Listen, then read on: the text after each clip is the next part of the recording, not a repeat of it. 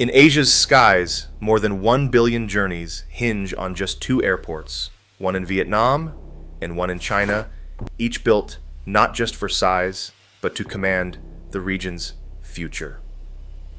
Longthan and Beijing Daxing are more than runways. They are levers of economic power designed to attract global trade, tourism, and investment. But how can the ambitions behind these mega airports quietly decide which nations will lead and which will follow? The answer is not just in the concrete, it is in the strategy, and understanding it could change how you see the map of Asia forever. A single flight connection can change the fate of an airport. In Asia's competitive airspace, the first airport to offer the most direct, convenient transfers often becomes the default choice, not just for a year, but for decades. This is the power of network effects. When travelers and airlines commit to a hub, every new route or transfer makes that hub more valuable, drawing in even more connections. Over time, this creates a self-reinforcing cycle that is difficult for rivals to break. Consider the 70% rule. Once an airport captures a major share of transfer traffic, about 7 out of every 10 connecting passengers, it becomes almost impossible for competitors to lure those flows away. Airlines schedule flights to match peak transfer windows. Travelers start to expect easy, predictable layovers. Logistics companies align cargo routes for speed and reliability. Each new connection adds value for everyone else in the system, locking in the advantage for the dominant hub. This dynamic is not unique to aviation. The same principle explains why certain cities become financial centers, or why a particular port dominates shipping lanes. The difference with airports is speed.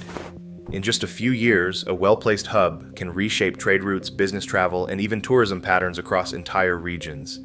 The first-mover advantage is especially powerful in Asia, where explosive growth in air traffic means the next decade's choices will determine the next generation's networks. Airlines want to minimize risk and maximize passenger numbers, so they gravitate toward airports that already offer the most connections. Passengers, in turn, prefer hubs where layovers are short and onward flights are plentiful. This feedback loop accelerates quickly.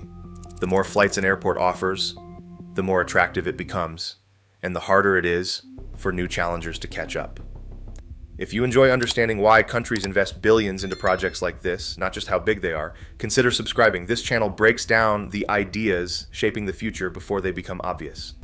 But network effects also create high barriers. Once an airport reaches critical mass, switching costs for airlines and passengers rise sharply.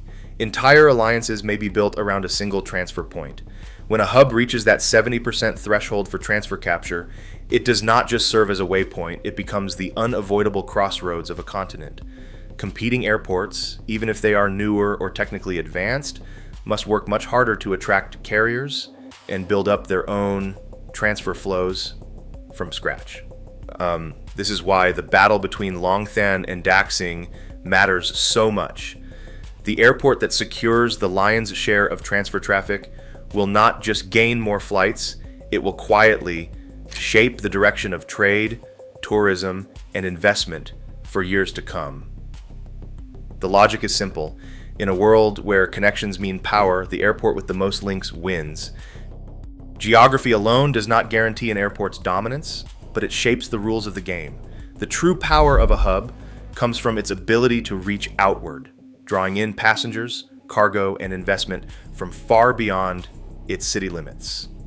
This is where catchment area and multimodal connections become decisive. Like, an airport's catchment is not just the population nearby, it is the sum of all the people, businesses, and industries that can reach the terminals efficiently by road, rail, or water.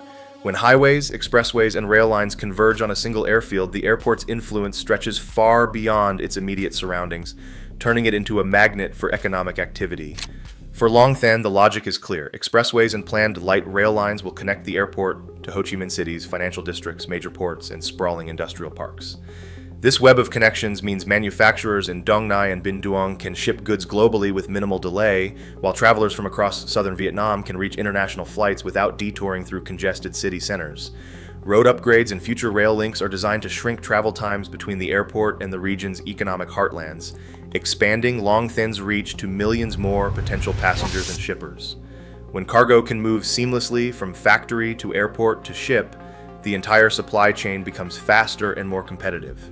For Daxing, meanwhile, the logic is scale and integration. High-speed rail lines and expressways radiate from the terminal, linking the airport not only to Beijing Center but to Tianjin and Hebei and beyond. In less than an hour, passengers and cargo can move between the airport and multiple major cities, tapping into the economic engine of the Beijing, Tianjin, and Hebei region. This multimodal web amplifies Daxing's catchment, allowing it to serve as a gateway for a region with over 100 million people. The scale of these links means Daxing is not just an airport for Beijing, it is a strategic node in China's national and international logistics networks.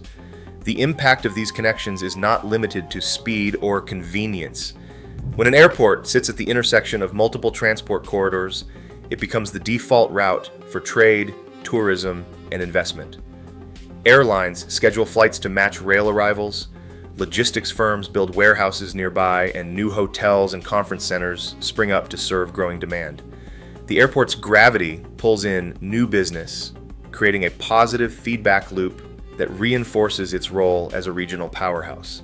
This is why location and the ability to connect across modes of transport often outweigh raw size or technical sophistication. A well-placed, well-connected airport can shape the economic geography of an entire region. The question is not just how many runways or gates an airport has, but how many people and businesses it can serve quickly and reliably. As Asia's aviation networks become more competitive, the airports that master these connectivity multipliers will quietly set the terms for who gains and who falls behind. Just outside Ho Chi Minh City, bulldozers and cranes move across a vast plain of red earth. This is Longthan International Airport, a project that signals Vietnam's intent to shape Southeast Asia's aviation future through scale and flexibility, not just spectacle. Unlike older airports boxed in by city sprawl, Longthan was planned on a land bank of 5,880 hectares, giving planners the freedom to think in decades, not just years. The site sits 40 kilometers east of the city center, close enough to serve its economic engine, but far enough to avoid the bottlenecks that cripple Tan Son Nhat, Vietnam's current main gateway. The airport master plan is built around phased expansion. Phase 1, set to open in June 2026, brings two parallel 4,000-meter runways and a single terminal designed for 25 million passengers and 1.2 million tons of cargo each year. But these numbers are only the beginning. Every piece of infrastructure, from taxiways to baggage halls, has been engineered for rapid scaling. By the 2030s, Longthan is expected to add 2 more runways and 4 more terminals, ultimately handling up to 100 million passengers annually, rivaling the world's busiest hubs. The phased approach allows Vietnam to match capacity with real demand, reducing the risk of overbuilding while staying ready to absorb surges in travel and trade as Southeast Asia's economy grows. Land is only part of the equation. Longthan planners have prioritized seamless connections to the region's road and rail networks. A new $610 million expressway, scheduled to open by the end of 2026, will slash travel times between the airport and Ho Chi Minh City's financial districts. Additional highways and ring roads are being widened or built to ensure that manufacturers in Dong Nai and Bin Duong can move goods directly to the airport, bypassing urban congestion. Light rail lines, now in the early stages of construction, are set to link Longthan with the city's metro system by the end of this decade, giving millions of travelers and workers a direct, predictable route to the terminals. The scale of the supporting infrastructure is matched by the urgency of construction. By early 2026, more than 15,000 workers and thousands of machines were on site, racing to complete fuel farms, hangars, and the first passenger terminal. The airport design incorporates biometric security, smart baggage handling, and energy-efficient systems to meet international 5-star standards. The first commercial flight landed in December 2025, a full 6 months ahead of the official opening date, signaling confidence in the project's timeline. Longthan's phased, land-rich model is a strategic bet on future growth. It is built to draw traffic away from saturated regional hubs like Singapore and Bangkok, offering airlines and logistics firms a blank slate with room to expand. The ability to scale up quickly, adding runways, terminals, and cargo facilities as demand rises, gives Vietnam a flexible tool to capture new flows of passengers and freight. In a region where air travel is projected to grow by 4 to 5% annually through 2040, this kind of adaptability could prove decisive. For Vietnam, Longthan is more than an airport, it is a platform for long-term economic influence designed to keep pace with the region's relentless momentum. A few years before Longthan broke ground, China opened the doors to a mega-hub designed to redefine what an airport could be. Beijing Daxing International Airport began operations in September 2019, after just 4 years of construction. Its terminal, spanning 700,000 square meters, ranks as the largest single-building airport terminal in the world. Daxing was conceived from the outset as a scale-first project, engineered to handle immediate surges in both passenger and cargo flows. With 3 parallel runways, each nearly 4 kilometers long, the airport's initial capacity stands at 72 million passengers and 4 million tons of cargo annually, with expansion plans to reach 100 million passengers as demand grows. The design of Daxing is a direct response to Beijing's chronic congestion and China's ambition to centralize control over its air traffic. The star-shaped terminal, created by Zaha Hadid architects, minimizes walking distances and enables rapid transfers between domestic and international flights. This layout is not just about aesthetics, it is a calculated move to reduce connection times, making Daxing the preferred choice for both airlines and travelers moving across China's vast territory and beyond. Integration sits at the core of Daxing's strategy. High-speed rail lines and expressways converge on the airport, linking it not only to Beijing's city center, but also to Tianjin and Hebei and the wider Beijing, Tianjin, and Hebei economic region. Within an hour, passengers can arrive from cities with a combined population exceeding 100 million. The Beijing-Xiong'an Intercity Railway brings travelers from Xiong'an New Area to the terminal in just 30 minutes. Subway Line 19 and the Jingxiang Expressway further extend Daxing's reach, ensuring seamless transfers between air, rail, and road. For cargo, these links are equally decisive. Manufacturers and logistics firms can move high-value goods like electronics and pharmaceuticals directly from factory floors to global markets, bypassing urban bottlenecks. Daxing's opening also allowed China to rebalance traffic between its 2 main Beijing airports. By shifting domestic and international flights from Beijing capital, Daxing relieves pressure on existing infrastructure while reinforcing China's network resilience. The airport's scale and redundancy are deliberate. 3 runways at launch with room for more ensure that Daxing can absorb disruptions, seasonal surges, and long-term growth without sacrificing efficiency. This approach reflects China's broader philosophy of system optimization. Rather than betting on gradual, demand-driven expansion, Daxing was designed to deliver immediate, overwhelming capacity. The airport functions as a command center for China's aviation system, channeling flows of people and goods throughout the country and across Asia. Every element, from its terminal layout to its rail integration, serves a single purpose: to maximize control over the region's most valuable transit flows. The results are already visible. By 2023, Daxing was handling nearly 40 million passengers annually, recovering rapidly from the pandemic's disruptions. Its cargo terminals have become key nodes in China's Belt and Road logistics chain, supporting pharmaceutical and electronics exports to Europe and Southeast Asia. Airlines and logistics companies now anchor their networks around Daxing's reliability and reach, reinforcing its role as a strategic gatekeeper for China's economic ambitions. In the contest to shape Asia's aviation future, Daxing stands as a testament to the power of scale, integration, and centralized planning. Every major airport in Asia competes not just with runways and terminals, but with the incentives it offers to airlines behind the scenes. The process starts with airport slot allocation, those valuable takeoff and landing times that airlines fight to secure, and slots determine who can grow and who cannot. In both Vietnam and China, the rules are shaped by the IATA Worldwide Airport Slot Guidelines, but national regulators and airport authorities hold the final say. Airlines submit their requests months in advance, hoping for slots that match peak travel windows and maximize connections. At new hubs like Longthan, the Vietnamese government can use fee reductions, revenue guarantees, and priority slot access as levers to lure carriers away from entrenched rivals like Singapore or Bangkok. For example, a 20 to 50% cut in landing fees paired with marketing support can tip the balance for low-cost carriers and regional airlines looking to establish feeder routes.